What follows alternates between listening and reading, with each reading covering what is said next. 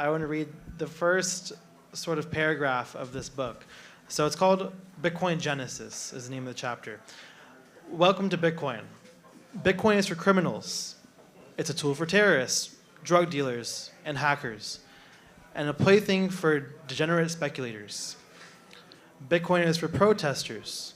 It's a tool for Alexei Navalny and other Russian dissidents. It's for Roya Mehboob and women under patriarchal rule.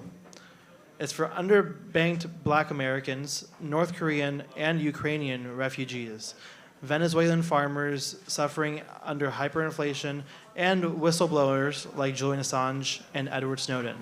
Bitcoin is resistance money. So, talk to us about how this title came about, this very fitting and appropriate title, how the book came about, and as Daniel mentioned, the previous publisher who was looking at the book and giving some feedback about it said that it wasn't neutral enough. It was too good on one side.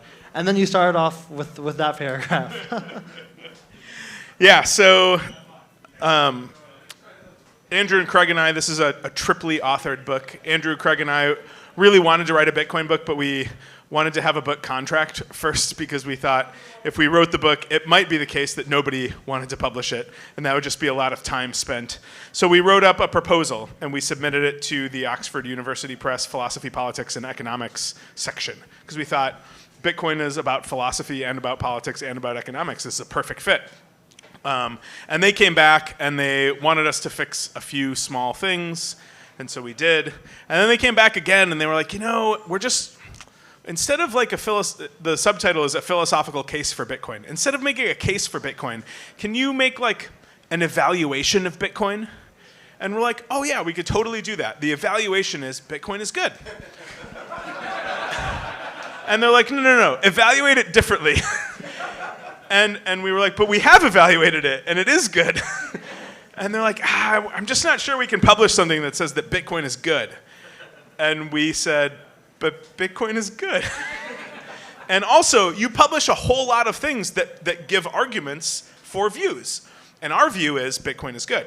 Other views are, immigration is good, or feminism is good, or utilitarianism is good.